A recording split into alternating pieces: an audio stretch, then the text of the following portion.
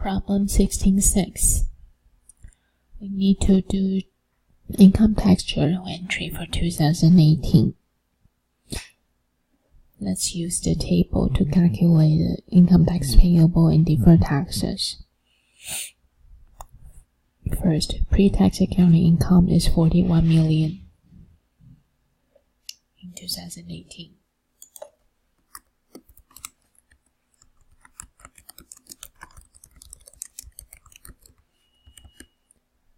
$41 million. And then we have several temporary differences. First, depreciation.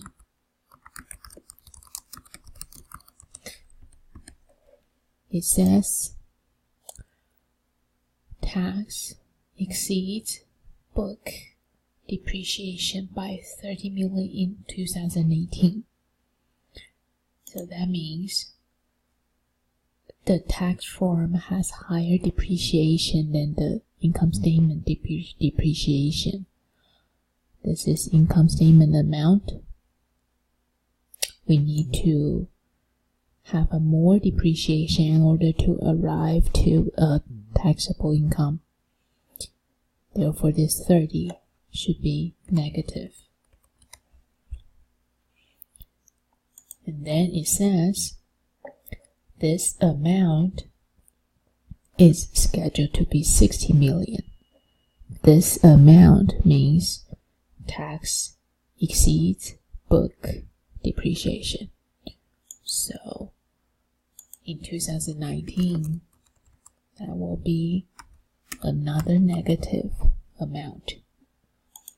And to reverse as 50 and 40 in 2020 and 2021 respectively.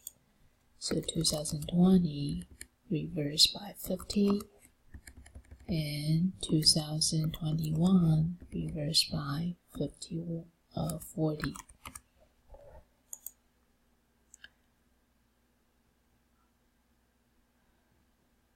The reason why it put a parentheses is to show they are in the opposite sign as this 30 and this $60 million of depreciation.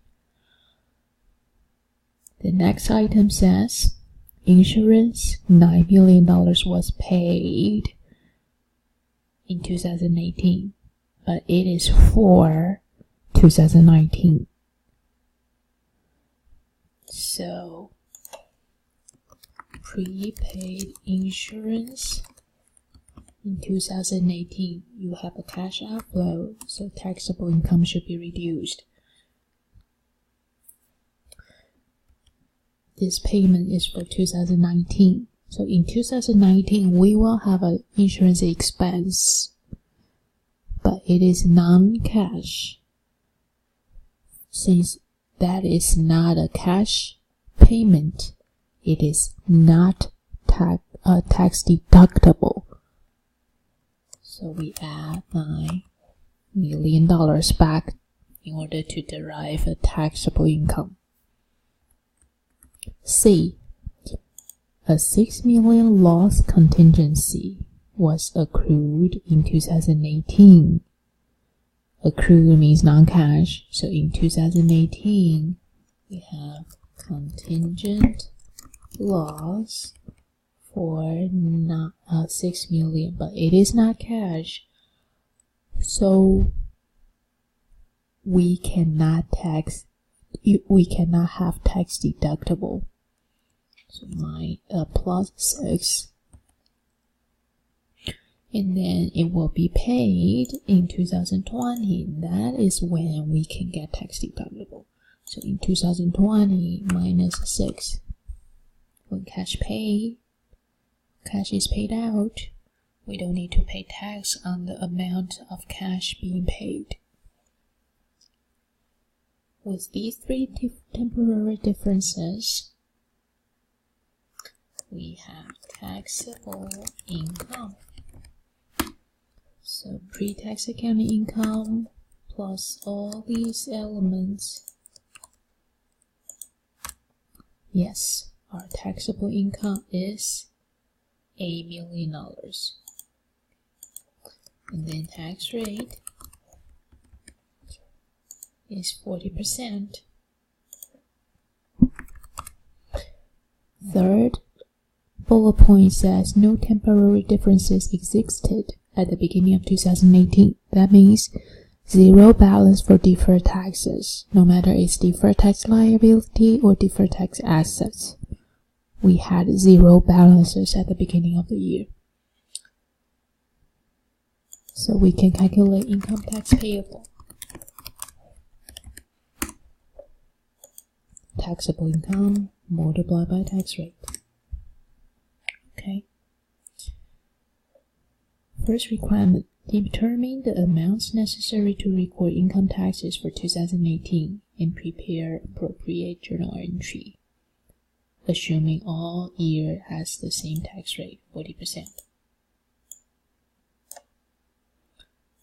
We have negative and positive amounts, so we have future taxable amount and future deductible amount.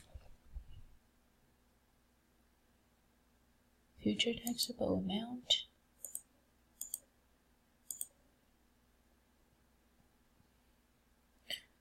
after 2018, so let me mark 2018.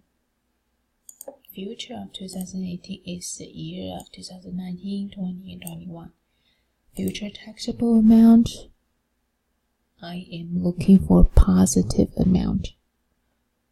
So negative 60 plus 50 plus 40, so this line gives me a positive amount. So that is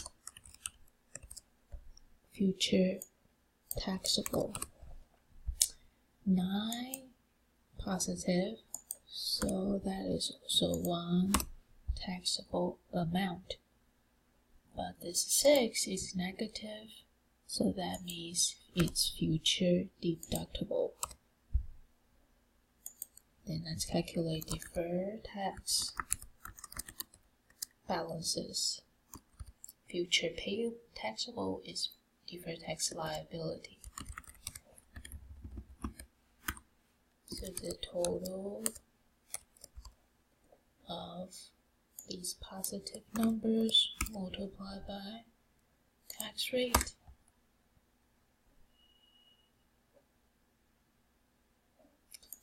and then deferred tax asset is this negative amount multiplied by tax rate.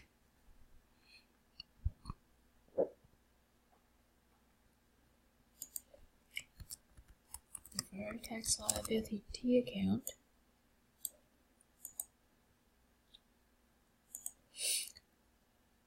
no deferred taxes at the beginning, but at the end we should have a balance of 15.6, so we should increase deferred tax liability by X. Deferred tax assets, beginning of the year, there were no temporary difference at the beginning of 2018, so no balance for deferred tax assets and no balance for deferred tax liability. Both of these accounts are 0. At the end of the year, deferred tax assets has $2.4 million of balance. So we should debit $2.4 million of deferred tax assets. So the first requirement,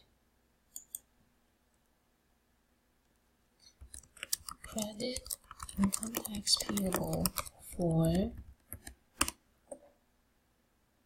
$3.2 million. And then we have deferred tax liability on the credit side.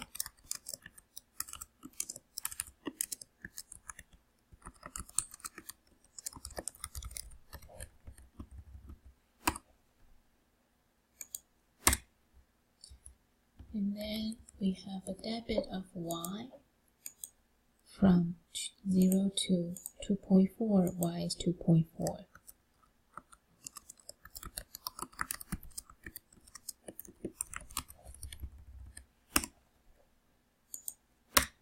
And finally, we will balance the entry with income tax expense.